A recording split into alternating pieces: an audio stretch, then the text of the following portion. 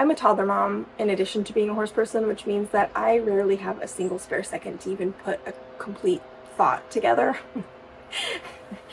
But often in my house when things are getting really hectic and I'm trying to, like, let's say make dinner is always the craziest time of the day. I've just come home from the barn, I smell like horse, I don't even have time to take my boots off, and I'm being like swarmed by humans that need things from me and my pets at home that need things from me, and I've just been helping clients and horses all day that need things from me, and I'm so hungry and all I want to do is make a healthy meal for my family and sit down and enjoy it together. But there is just so much going on, and I have really found that when I try to fight all of this chaos and just like plow through and make dinner, it just builds and it gets harder and harder and more chaotic. And the second I learned this from, I don't even remember where I learned this from, but some other toddler mom somewhere, the phrase stop, drop, and connect. If I can just take even 2 minutes to squat down to my daughter's level and like talk to her about her day and what she is working on right now, and let her show me something and just be present with her, even just for a moment, that changes everything. It changes the whole tone when I walk in the door. And in my decade of working with horses, this is a really big thing that I have learned about humans, and that is to be present.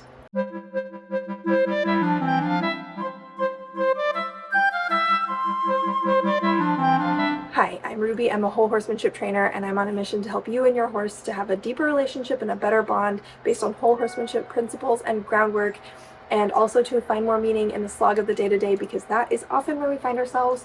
Right now we're working on this really fun video series where we are talking about all of the things that horses have taught me about being a human, and I'm having so much fun with it.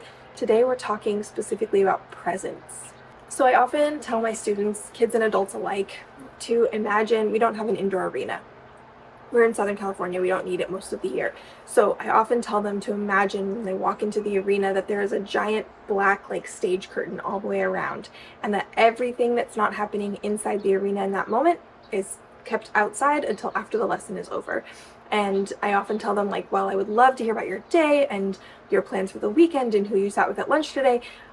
That all needs to wait until we get off your horse at the end of your lesson at the tie rail. When we're in here, we need to be present and focused because your horse is giving us all of their attention, or at least we hope they are. And so it's only fair that you also give all of your attention to them.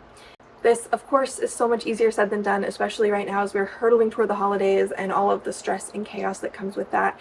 If that is something that is disruptive to your barn time, please fill out the form down below, because I am working on a resource that will probably be very helpful to you, and I'd love to let you know when it's ready. But in the meantime, let's talk today about presence and how we can cultivate more of a feeling of presence, not only at the barn, but in our lives as we're out in the world. So the very first thing is to return to your breath. Now, I'm being very intentional with my words here, because your breath is something that's happening all the time, whether you're aware of it or not. But if we can build some awareness of it, it is something that is incredibly powerful in its ability to calm us down and to down-regulate our nervous system, or up-regulate it, actually. But for the purpose today, we're going to be mostly talking about down-regulating. And whether you're in the saddle, in the show ring, or you're at a tense dinner with family and friends and you just need to down-regulate a little bit, this is a really good one because it's so super top secret. No one ever has to know you're doing it, but it's really helpful. So there's a couple of helpful breaths, and I'll show you a few of them, and then you pick the one that works for you. But the reason I'm being so intentional with the wording of return to your breath is that this really does have to be something you practice when you're not actively elevated, in order for it to work its best when you are elevated. It'll work no matter what, but if you practice this in moments of calm throughout your day, when you go to use this in moments of heightened sensitivity or stress or chaos, it will work so much more powerfully. So the first one is one that I really love to use with my students because it's really easy to add with our horses, and I like to use their hoof beats or their steps as my count. Right now, since I'm not on a horse, I'm just going to count. So we would go in for 4, in, 2, 3, 4, hold, 2, 3, 4, out, 2, 3, 4, hold, 2, 3, 4. and you would just repeat that 4 times. That's called a box breath, and it's a really, really useful one when you're riding, but it's also really useful like sitting at the dinner table. It only takes a few seconds. If it's like 4, 4, 4, 4, it's 16 seconds for one breath. If you repeat it a few times, that's great, but it's a really good way to down-regulate yourself and find yourself in this present moment.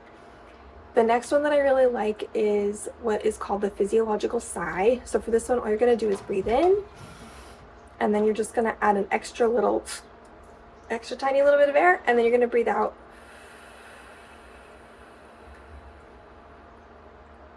As long and slow as you possibly can. So by making that out as long and slow as possible, you're really calming down your nervous system. That one's a little harder to do secretly, I will say, because of that extra little sip, but it does really work and it's pretty instant. And then the final one is just a 4-8. You could do 3-6, whatever count you want, as long as the out is longer than the in. So again, I really like to use hoof beats for this one.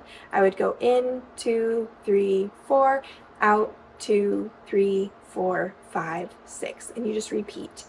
Anytime that your exhale is longer than your inhale, you're going to be down regulating, and when your inhale is longer than your exhale, you're going to be up regulating. So depending what you're looking for in that moment, those are really useful things to do.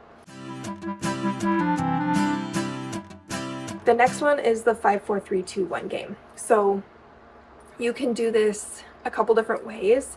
The way I like to do it is you're going to look for 5 things you can see of a particular color. So you might pick orange, whatever color you want, doesn't matter. And again, this can be so super top secret, but you're going to look for 5 things you can see that are orange. Then you're going to listen for 4 things you can hear. Then 3 things you can, 5 things you can see, 4 things you can hear, 3 things you can feel. So you might notice your body or the clothes on your body.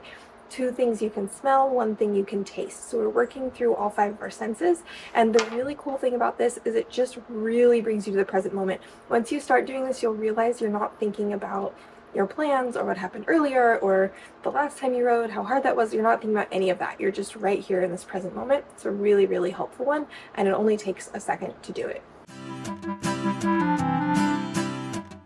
And then the last one is, this is important for both horse and human relationships, but it's just so important during the holiday season, and that is to protect your barn time. It's really easy when we get busy to start kind of selling off the times throughout the day that are for us, because we're wanting to be generous with our time and give to other people, and so we want to overcommit and commit to things that are, you know, important to our family and our friends and our traditions.